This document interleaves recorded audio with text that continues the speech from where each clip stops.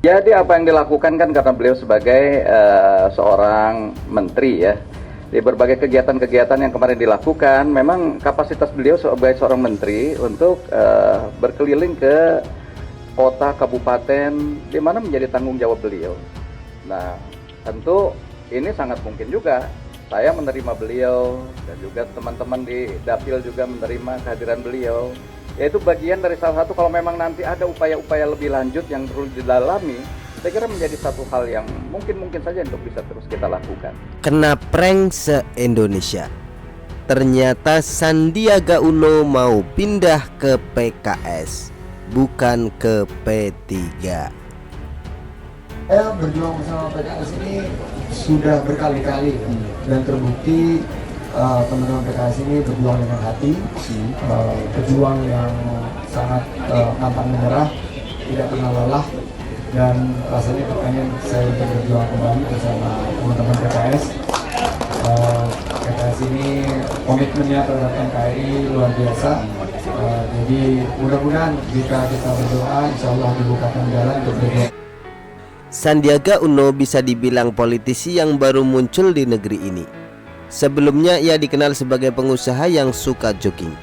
Ia pun baru bergabung dengan Gerindra pada 2015 silam. Namun kiprahnya di politik tidak bisa dibilang kaleng-kaleng. Kalah Andi Arief meskipun sudah lama berkecimpung di Partai Demokrat. Mantan ketua HIPMI itu pernah menjabat sebagai Wagub DKI, kemudian ikut Pilpres 2019 sebagai cawapres, dan terakhir ia ditunjuk menjadi Menteri Pariwisata oleh Presiden Jokowi menggantikan Wisnu Tama.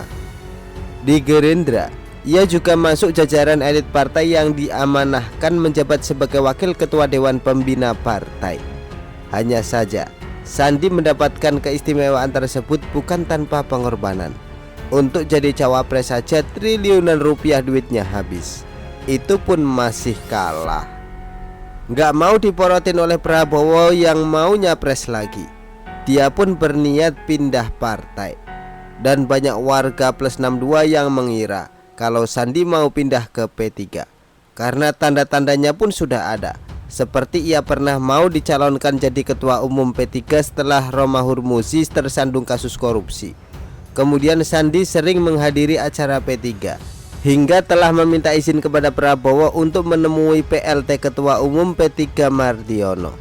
Begitupun dengan yang diungkapkan oleh Ketua Majelis Syariah P3 Mustafa Akil Siroj, bahwa Sandi pernah mengatakan berniat bergabung dengan P3. Sedangkan kader Gerindra, Kam Rusmat, mengungkapkan Sandi mau pindah ke P3 karena mau jadi ketua DPR. Hanya saja pernyataan anak buah Prabowo ini rada nggak masuk akal. Karena untuk jadi ketua DPR itu kan ada syarat-syarat tertentu yang harus dipenuhi. Di antaranya berasal dari parpol yang memperoleh kursi terbanyak di DPR. Sedangkan P3 pada pemilu 2019 lalu memperoleh suara terdikit di DPR.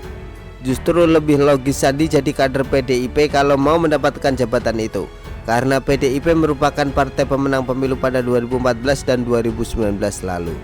Tapi apapun alasan yang disampaikan oleh kader Gerindra tersebut, mau benar atau dibuat-buat, yang jelas menunjukkan bahwa Sandi mau pindah partai.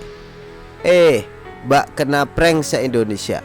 Ternyata Sandi mau berlabuh ke PKS, bukan ke P3.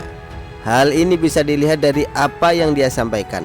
Seperti Sandi sempat mengatakan kalau hatinya oren, yang kita tahu sendiri bahwa oren merupakan warna resmi PKS. Kemudian Sandi juga sempat mengungkapkan keinginannya untuk berjuang bersama PKS. Saya lihat di sini banyak oren, hati saya juga orange, ujarnya dengan nada seperti tanpa bersalah kepada P3. Saya berjuang dengan PKS ini sudah berkali-kali dan terbukti sampai saat ini berjuang pakai hati. Berjuang yang sangat pantang menyerah, tidak pernah lelah dan rasanya ingin berjuang kembali dengan teman-teman PKS. PKS ini komitmennya terhadap NKRI luar biasa. Jadi kita berdoa insya Allah dibukakan jalan. Lanjut Sandi lagi. Cadas kan? Nggak kebayang betapa terkejutnya kader P3 mengetahui Sandi mengatakan hal demikian. Jangankan kader P3, warga dunia maya saja terkejut mendengar berita itu. Lantas, apa yang menyebabkan Sandi berubah pikiran? jadi lebih tertarik bergabung ke PKS daripada ke P3? Pertama, sudah menjadi rahasia umum kalau dia ingin jadi cawapres Ganjar. Dengan bergabung bersama P3 harapannya hal itu bisa terwujud, karena P3 juga mengusung gubernur Jateng tersebut. Tapi PDIP berpikiran lain, dia tidak tertarik untuk mengusungnya, sehingga Sandi cawe-cawe ke PKS agar jadi cawapres Anies. Dan kedua, PKS memang sejak lama berniat menduetkan Anies Sandi. Hal ini tentu tidak lain tidak bukan karena faktor logistik, bukan karena faktor elektabilitas Sandi. Dengan Menteri Pariwisata itu jadi cawapres Anies, maka dana kampanye sebagian besarnya Sandi yang tanggung, sehingga PKS tidak perlu keluar modal yang besar. Bahkan bisa dapat untung, seperti pada Pilpres 2019 lalu. Sandi memberi uang sebesar 500 miliar rupiah kepada partai dakwah tersebut sebagai syarat mengusungnya sebagai cawapres Prabowo, yang mana mahar politik ini diungkapkan oleh kader Demokrat Andi Arief. Tapi masalahnya untuk Sandi bisa berdua dengan Anies lagi tidak semudah itu. Oke lah, dia jadi kader PKS dan diusung oleh PKS sebagai cawapres Anies. Tapi apakah partai lain setuju? Demokrat tentu tidak, karena telah menyodorkan nama ketua umumnya AHY sebagai cawapres Anies.